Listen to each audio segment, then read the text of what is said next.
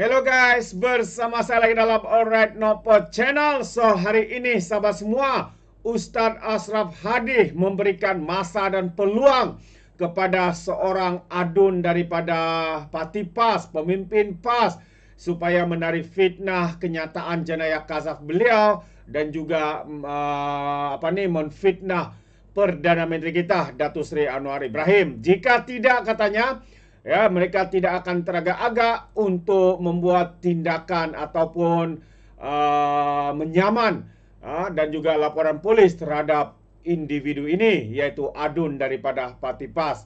Jadi mari kita lihat kenyataan daripada Ustadz Ashraf Hadi ini, yang mengatakan, katanya, tarik balik atau hadapi tindakan undang-undang. Jadi itu antara kenyataan beliau terhadap seorang ahli Dewan Undangan Negeri daripada parti PAS di negeri Kelantan. Jadi Angkatan Muda Keadilan Malaysia mendesak ahli Dewan Undangan Negeri Adun Melur Wan Daud agar segera memohon maaf susulan dakwaannya terhadap Perdana Menteri Datuk Seri Anwar Ibrahim yang kononnya menganiaya Najib Razak dalam isu Tita Addendum. Ketua Biro Pemahaman dan Pemantapan Agama AMK, iaitu Ustadz Ashraf Hadi, menegaskan pihaknya tidak teragak-agak untuk membuat laporan polis dan mengambil tindakan undang-undang jika adun PAS itu gagal membuat permohonan maaf. Katanya, membuat laporan polis dan ambil tindakan undang-undang adalah demi untuk mempertahankan kebenaran serta menghentikan politik kotor yang mencemarkan keharmonian negara. Tuduhan kononnya Datuk Seri Anwar Ibrahim membisu mengenai isu addendum Najib Razak adalah fitnah murahan yang membuktikan bahawa Wan Rohimi tidak faham isu dan hanya mencari publicity murahan. Katanya lagi, lebih menjijikkan, Wan Rohimi mengungkit kembali tuduhan liwat terhadap Datuk Seri Anwar meskipun telah menerima pengampunan penuh daripada Diraja. Jadi ini adalah fitnah keji yang bertentangan dengan ajaran Islam. Malah buku kazaf yang ditulis oleh Presiden PAS sendiri, iaitu ditulis oleh Abdul Hadi Awang, dengan jelas menolak tuduhan tanpa bukti. Tempelak beliau menerusi dalam satu kenyataan. Jadi sebelum ini tular sedutan video ceramah Wan Rohimi yang juga seorang peguam mengaitkan Perdana Menteri Datuk Seri Anwar Ibrahim kononnya terlupa beliau pernah menjadi banduan dan menafikan hak banduan Najib Razak untuk ditahan di rumah sebagaimana yang termaktub dalam Tita Addendum. Selain itu, Ustadz Ashraf turut mengecam tindakan adun PAS berkenaan yang disifatkannya bukan sahaja jahil tetapi sanggup memperlekehkan prinsip Islam dengan membelakangkan fitnah jenayah seksual terhadap Anwar yang jelas tidak berjaya dibuktikan dalam perbicaraan di mahkamah sebelum ini. Katanya, Wan Rohimi tidak hanya memalukan PAS dengan tindakan sedemikian, tetapi mencerminkan betapa rendahnya moral dan akhlak beliau sebagai seorang pemimpin. Sikap ini hanya mencerminkan politik PAS yang semakin hilang arah dan terdesak mencari isu untuk menyerang lawan. Jadi kami mengecam sekeras-kerasnya tindakan Wan Rohimi yang tanpa malu mengeluarkan kenyataan tidak berasas dan jijik terhadap Perdana Menteri kita, Datuk Seri Anwar Ibrahim, katanya lagi. Wow, itu antara satu perkara yang amat-amat mengejutkan kita sahabat semua. Dan satu lagi perkara yang menarik juga untuk saya kongsikan, satu lagi kenyataan, apabila mengatakan ceramah perkara jijik dan kotor, pendukung PAS bantai adun Kelantan. Seorang pendukung PAS, seorang penyokong PAS membalun kau-kau adun daripada Melur daripada parti PAS ini kerana tidak bersetuju dengan fitnah dan juga kenyataan jijik yang dibuat oleh adun Melur ini. Jadi sahabat semua, mari kita lihat kenyataan seorang pendukung PAS ini yang membantai kau-kau sikap seorang ahli Dewan Undangan Negeri adun partinya di Kelantan yang menjadikan perkara jijik dan kotor sebagai modal kempen ceramah.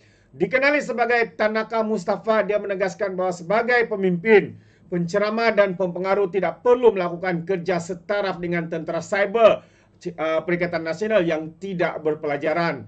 Duk main isu liwat dengan konotasi naik nak menakutkan orang, bahkan Katanya lagi bukan target yang nampak buruk, tapi entum dengan parti entum yang nampak buruk katanya. Benda jijik macam tu orang tak buat model kempen dan ceramah. Kalau dah start, dia akan naik sek dan kompom terlajak. Setan akan kipas bagi terus naik sek. Katanya di Facebook mengakui sudah meluat dengan untuk mengulas isu tersebut. Walaupun tidak menyatakan siapa pemimpin PAS yang dimaksudkan, namun dia berkongsikan tajuk satu laporan berita berkaitan dengan adun melur, yaitu Wan Rohami, Wan Daud. Terdahulu, ini yang kita tahu ya, apabila dalam satu sedutan video, Wan Rohami yang dipercaya dituju kepada Perdana Menteri Datuk Seri Anwar Ibrahim, membuat satu hantaran jijik, fitnah dan sebagainya. Wakil rakyat PAS ini mendakwa tidak pernah ada dalam sejarah di negara ini bekas banduan diangkat sebagai pemimpin. Wow, begitu biadab dan kurang ajarnya mereka ni ya. Wan Rohami yang juga peguam berkata kes melibatkan orang itu bukan leke-leke kerana dipenjarakan atas kesalahan yang disebut sebagai main punggung. Wow, sembarang sudahlah. Ya, Datuk Seri ini sudah diampunkan dan sebenarnya pendakwaan ini pun bukanlah pendakwaan sebenar. Ya, pendakwaan ini adalah pendakwaan terpilih, pendakwaan politik. Dan dalam perbicaraan itu kita tahu tidak ada bukti jelas di dalam pendakwaan itu. Tetapi kenapa Perdana Menteri hari ini ataupun ketika itu Datuk Seri Anwar Ibrahim didapati bersalah? Kita tahu jawapannya sahabat semua. Mahathir Mohamad juga sendiri pernah membongkarkan. Ya, selepas Datuk Seri Anwar Ibrahim mungkin dilepaskan, maka Mahathir mengatakan peguamlah, siapa-siapa hakimlah, mereka-mereka lah saksi-saksi ini dibayar supaya 5 juta kalau saya tidak silap melalui pengakuan Mahathir Mohamad. Untuk apa? Untuk memenjarakan Perdana Menteri kita. Yang pada ketika itu kita tahu mereka rasa terancam, ya, terdesak untuk meminggirkan Datuk Seri di dalam arena politik. Jadi sekali lagi hari ini ya, kita boleh nampak permainan jijik, politik sempit, politik jijik daripada ahli Dewan Undangan Negeri di adun melur daripada parti PAS ini. Satu tindakannya yang amat-amat memalukan. Katanya lagi, banyak lagi isu lain yang boleh dibelasa berbanding isu tak senonoh begitu. Duk main isu dalam kain orang saja akan menampakkan entum tak reti pikir isu lain dah katanya. Orang akan kata nak sembang ekonomi tak reti, nak sembang cara majukan negeri tak reti, nak sembang hal geopolitik dunia tak reti, nak bagi nampak pandai ceramah korek cerita buruk tak senonoh juga. Itu bukan style politik yang baik, tulisnya. Ini yang membantai ini adalah pendukung ya ataupun penyokong tegar parti PAS itu sendiri. Tapi beliau nampaknya membalun ya adun melur ini. Tanaka juga menambah kenyataan pemimpin itu memalukan dan dibimbangi jadi fasik jika ucapan itu terkait dengan hukum kazab. Bukan fasik biasa-biasa, fasik yang Tuan suruh tolak kesaksian selamanya. Entum bolehlah nak nafikan, nak twist konon bukan kazab. Niat entum dan kegairahan entum semasa berceramah itu Tuhan Maha mengetahui katanya. Apabila Tuhan murka tak mustahil 32-0 boleh jadi 0-32 kelak. 43 2 jadi 20-43 katanya merujuk kepada penguasaan kursi DUN PAS masing-masing di Terengganu dan juga Kelantan. Dalam masa yang sama juga Tanaka juga berpendapat pemimpin PAS harus licik dalam berdepan musuh politik selain mempersoalkan di mana-mana katanya. Jika musuh kita licik dan ada agenda halus tersembunyi, kenapa kita tak boleh merencanakan juga satu modus operandi licik, halus dan tersembunyi untuk melawan taktikal licik musuh itu katanya. Ting, ting, tang. Jangan kata ting, teng pun ajak rompu guna cara karut. Begitu pula memang jam kata Tanaka lagi. Wow, habislah. Marah sungguh penyokong-penyokong PAS ini. Mereka semakin gentar sebenarnya. Sehingga kan penyokong mereka sendiri membalun ya pemimpin-pemimpin mereka karena bersikap biadab, bersikap kurang ajar, politik sempit, politik perkauman, politik fitnah. Ini yang mereka amalkan. Nampaknya begitu terdesaknya mereka sehingga penyokong tegar mereka juga menegur pemimpin-pemimpin mereka kerana kelihatannya mereka sudah tidak punya arah, sudah tidak punya idea, sudah tidak punya isu untuk dipolitikkan. Ini yang amat-amat memalukan sahabat semua. Parti Islam se-Malaysia, bukannya Parti Samam se-Malaysia.